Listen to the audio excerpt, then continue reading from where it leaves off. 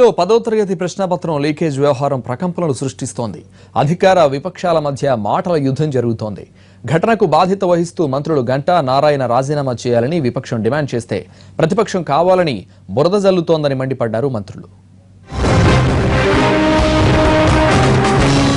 గంటా శ్రీనివాస్ గారు అలాగే నారాయణ గారు వియంకులు ఇద్దరు కూడా ఈ రాష్ట్రంలో విద్యా వ్యవస్థను ఎలా భ్రష్టు పట్టిస్తున్నారో మనం కళ్ళారా చూస్తున్నాం.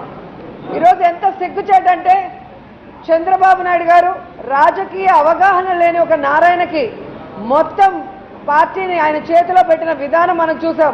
ఈ రాజధాని భూములు లాక్కునే దగ్గర నుంచి మొన్న ఎమ్మెల్సీ ఎన్నికల్లో మరి ఎంపీటీసీలు జడ్పీటీసీలని గతంలో 2014లో ఎమ్మెల్యేలు ఎలక్షన్లో ఏ విధంగా కోట్లాది రూపాయల్ని ఆయన దగ్గర నుంచి తీసుకుని ఎలక్షన్స్ జరిపించారో దానికి కానుకగా ఈరోజు ఆయన దోచుకునే విధంగా ఆయన కాలేజీల్లో ఎంతమంది స్టూడెంట్స్ ఆత్మహత్యలు చేసుకున్నా కూడా ఎంక్వైరీలు కాకుండా అతన్ని ఎలా కాపాడుకుంటూ వస్తున్నాడో కూడా మనం కళ్ళారా చూస్తున్నాం.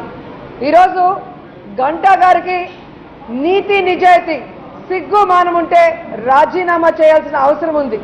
ఎందుకంటే ఆయన మంత్రిగా విద్యాశాఖకి ప్రమాణం చేసిన రోజు నుంచి ఈ రోజు వరకు ఎన్ని కాలేజీల్లో ఎన్ని ఆత్మహత్యలు జరిగాయి, ఎన్ని అత్యాచారాలు జరిగాయి, వేటి మీద కూడా ఎంక్వైరీ చేయడం కానీ తప్పు చేసిన వాళ్ళని శిక్షించడం కానీ అలాగే విద్యా వ్యవస్థని ప్రక్షాళన చేసే విధంగా అడుగులు ముందుకు వేశాడా అంటే లేదండి.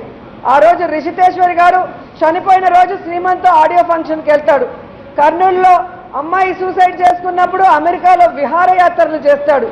అలాగే ఈరోజు ప్రశ్నాపత్రాలు లీక్ అయి ఈరోజు రాష్ట్రం అంతా కూడా లక్షలాది మంది విద్యార్థులు తమ భవిష్యత్తు ప్రశ్నార్థకంగా మారితే దానికి సమాధానం చెప్పకుండా తన ఆస్తుల్ని ఏదైతే బ్యాంకులు జప్తు చేసుకుంటుంటే వాటి నుంచి బయటపడటానికి ఢిల్లీలో వెళ్ళి పెద్దవాళ్ల కాళ్ళు పట్టుకోవడానికి కూడా దిగజారిపోయాడే కానీ అసెంబ్లీకి వచ్చాడని నేను ప్రశ్నిస్తున్నాను. 10th పేపర్ లీకేజ్ అయింది. ఇది పర్టికులర్గా నెల్లూరులో నారాయణ కాలేజ్ లీక్ అయిందని చెప్పి కూడా వారి మీద ప్రచారం చేస్తూ ఉన్నారు. అంతేకాకుండా ఈరోజు ఒక పేపర్లో మెయిన్ న్యూస్ రైటింగ్ అని కూడా వేసి దాన్ని అసెంబ్లీలో చూపించి గొడవ కూడా చేస్తూ ఉన్నారు.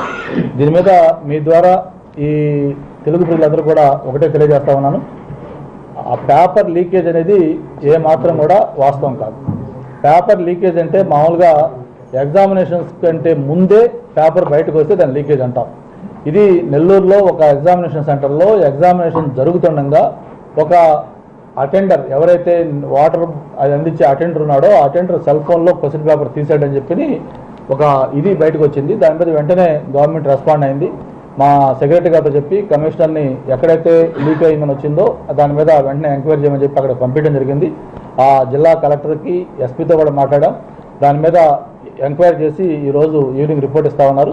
రిపోర్ట్ ఇచ్చిన తర్వాత ఈవెన్ అది కూడా వాట్సాప్లో పేపర్ ఎగ్జామినేషన్ టైంలో కూడా బయటకు వస్తే దాన్ని కూడా క్షమించకూడదు.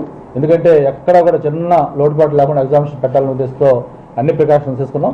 ఒకవేళ దాంట్లో ఎవరైనా ఇన్వాల్వ్ అయినట్టుగా కాలేజ్ మేనేజ్మెంట్ వాళ్ళు కానీ లేకపోతే ఇంకొకరు కానీ ఇన్వాల్వ్ అయితే వాళ్ళు ఏ స్థాయి వ్యక్తులైనా సరే వాళ్ళ మీద ఇనిషియేషన్స్ చర్యలకి చెప్పడం జరిగింది.